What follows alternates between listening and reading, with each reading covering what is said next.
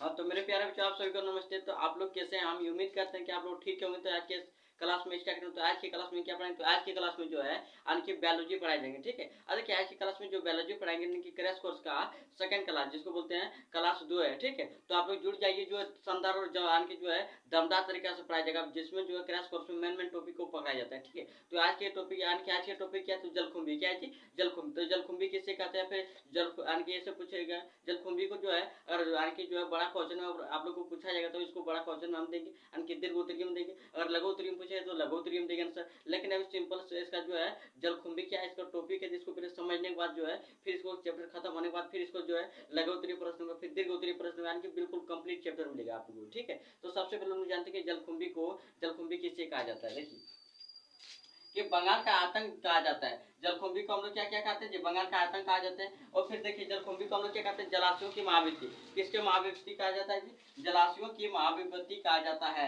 फिर देखिए, जलकुंभी को क्या नाम से जानते हैं? जलकुंभी विदेशी पौधा है, यानी जो जलकुंभी है क्या विदेश से लाया गया पौधा है, ठीक है, विदेशी पौधा है। इसमें लिखा है कि लैंगिक दृष्टि से पुष्पी पादपों के प्रकार की लैंगिक दृष्टि जो पुष्पी पादप है, इसके कौन कौन प्रकार होते हैं? तो एक नंबर मोनोकार्पिक हो जाएगा। क्या हो जाएगा जी? मोनोकार्पिक। अब मोनोकार्पिक कौन सा पादप? मोनोकार्पिक पादप किसे कहते हैं? ये अगर पूछे लिखना कि इसे पूरे जीवन काल में इसमें पूरे जीवन काल में सिर्फ एक बार पुष्पन होता है। कि मोनोकार्पिक में जो है पूरे जीवन काल में सिर्फ एक बार पुष्पन होता है, ठीक है। जैसे क्या हो गया? एंथ्रा विलेंथेंस कुथियान या फिर नीला कुरंजी, याद रखना है, ठीक है। और दूसरा क्या? मेलेकोना बेम्बू साइड, जिसका नाम है बांस की प्रजाति। पूछेगा कि आणखी जो है पूरे जीवन काल में आणखी ऐसा कौन सा पौधा है जो पूरे जीवन काल में एक बार आणखी पुष्पन और फलन करता है? तो बांस की प्रजाति, जिसको क्या बोलते हैं जी?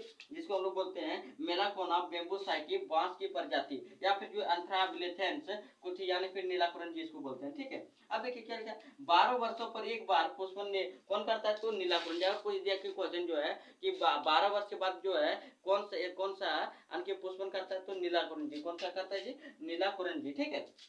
लिखा है कि जो है पॉलीकार्पिक पादप किसे कहते हैं? हम तो जान के मोनोकार्पिक जो पूरे जीवन काल में एक बार पुष्पन और फलन करता है, उसको हम लोग क्या कहते हैं? मोनोकार्पिक। लेकिन पॉलीकार्पिक किसे कहते हैं? लेकिन पूरे जीवन काल में यानी एक बार पुष्पन और फलन करता है, उसको हम लोग क्या कहते हैं? पॉलीकार्पिक कहते हैं। देखिए क्या लिखा है? इसमें कई बार पुष्पन होता है, ठीक है। इसे हम लोग क्या कहते हैं? पॉलीकार्पिक कहते हैं। जैसे क्या लिखा है? उदाहरण के लिए आम हो गया, लीची हो गया, अंगूर हो गया, आदि हो गया, बहुत सारा हो सकता है इसका, ठीक है। अब क्या लिखा? अब इसी प्रकार से आप लोगों को क्वेश्चन पूछा जाएगा कि मध चक्र है क्या? तो मध चक्र क्या है? नन प्राइमेट स्तनधारियों में होने वाले चक्र को मध चक्र, यानी कि नन प्राइमेट जो 6 मासी होता है, ठीक है, उसको बोलते हैं नन प्राइमेट। क्या लिखा है? 6 मास, यानी कि 6 महीना जो यानी कि नन प्राइमेट स्तनधारियों में होने वाले चक्र को मध चक्र कहा जाता है। 6 मास में जो है जिसका मध चक्र चालू होता है, उसको हम क्या कहते हैं? मध चक्र कहते हैं, ठीक है, कहा जाता है। उदाहरण के लिए गाय, भैंस, कुत्ता, बिल्ली।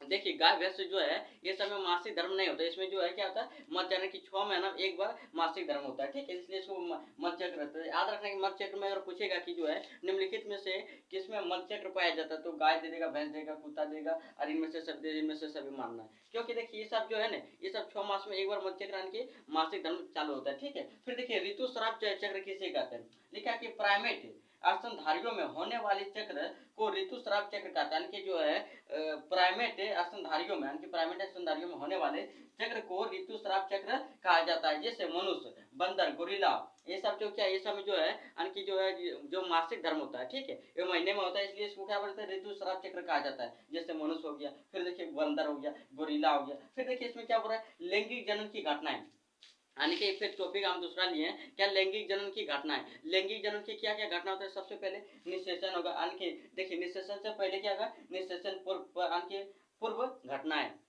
जो निषेचन से पहले घटना होगा उसको बोलते हैं निषेचन पूर्व घटनाएं, ठीक है। अब बी नंबर क्या मान लें? निषेचन। और सी नंबर में क्या है? निषेचन पक्ष घटनाएं, निषेचन के बाद जो घटना होती है, ठीक है। तो हम लिख दें लैंगिक जनन की घटनाएं। लैंगिक जनन की 3 घटनाएं होती है, निषेचन है, पूर्व घटनाएं और निषेचन, और दूसरा क्या, तीसरा क्या है?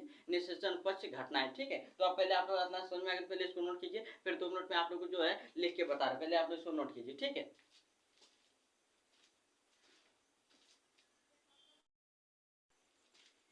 हाँ तो मेरे प्यारे बच्चों, आप लोग जो है नोट कर लिए होंगे, ठीक है। अब नोट कर लिए तो हम इसको समझाते हैं। आगे बोले थे इसको लिख के लाएंगे, ठीक है। अब लिख क्या है? अब देखिए इसको समझाना है। अभी क्या समझेंगे आप लोगों को? तो आप लोगों को समझाने की युग्मकों के प्रकार, यानी कि युग्मकों जो है, यानी कि युग्मक कितने प्रकार के होते हैं। तो देखिए युग्मक जो है 3 प्रकार के होता है। कितने प्रकार के जी?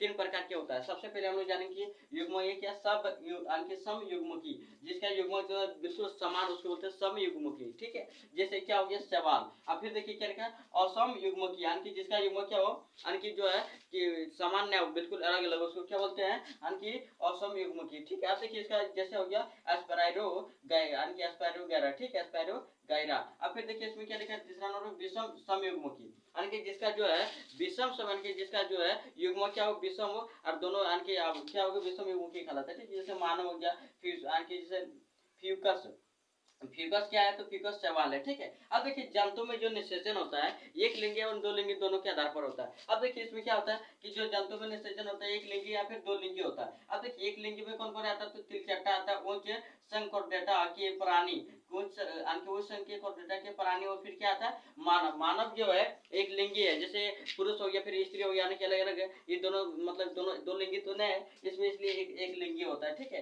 कौन कौन देखिए तिलचट्टा याद रखना, उच्च संकोडेटा के प्राणी या फिर मानव। अब देखिए जो दो लिंगी है ये कौन कौन आते हैं तो केचुआ हो गया, फिर देखिए क्या हो गया जोंक हो गया, स्पंज हो गया, टेपवर्म हो गया, ठीक है, जिसको हम लोग कृमि बोलते हैं, ठीक है। अब देखिए जो निषेचन होता है निषेचन किसे कहते हैं तो निषेचन जो है हम लोग क्या कहेंगे कि नर युग्मक वो मादा युग्मक संलयन को निषेचन कहता है कि नर युग्मक जैसे समझाते हैं नर युग्मक है, ठीक है, और ये मादा युग्मक दोनों आके क्या करेगा संलयन का यानी कि संलयन करेगा, एक नया युग्मक का निर्माण करेगा, इसको हम लोग क्या बोलते हैं निषेचन, ठीक है।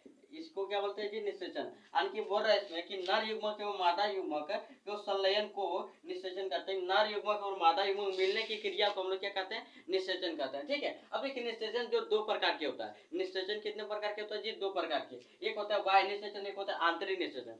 बाह्य निषेचन जिसमें जो है जैसे क्या लिखा बाह्य निषेचन और आंतरिक निषेचन। देखिए बाह्य निषेचन मतलब जिसमें निषेचन की क्रिया बाहर हो उसे बाह्य निषेचन कहता है। आंतरिक निषेचन मतलब जिसमें निषेचन की क्रिया अंदर हो, ठीक है, आंतरिक हो, हम लोग क्या कहते हैं आंतरिक निषेचन कहते हैं। जैसे क्या लिखा बाह्य निषेचन की हानि, अब देखिए इसमें अधिक युग्मक की आवश्यकता होती है, और बाह्य में निषेचन करेगा तो उसमें अधिक युग्मक की आवश्यकता होगा। इसमें उत्पन्न संतानों की उत्तरजीविता बहुत कम होता है। जैसे करो कोई मेढक अगर पानी में जो है युग्मक छोड़ दिया और उससे जो यानी कि उससे जो अंडा बनेगा फिर अंडा से जो धीरे धीरे बच्चा होगा, ठीक है, तो उसमें जो क्या था कुछ यानी कि बच्चा के उसको खा जाता है, उसको उत्तरजीविता बहुत कम हो जाता है, ठीक है। फिर क्या बोल रहा है इसमें उत्पन्न संतानों की उत्तरजीविता बहुत कम होती है। अब फिर देखिए आपको समझ में आ गया। आप देखिए इसमें जो है आंतरिक निषेचन में क्या लाभ है, आंतरिक निषेचन में लाभ है आप लोग बता सकते हैं कि आंतरिक निषेचन में इसमें कम युग्म अन्न के उत्पादन कर सकते हैं। जो आंतरिक निषेचन होता है इसमें जो है अन्न की इसका उत्तरजीविता बच्चा का अधिक होता है, ठीक है। इसमें आप लोग लिख सकते हैं क्या लिखा भ्रूणोद्भव।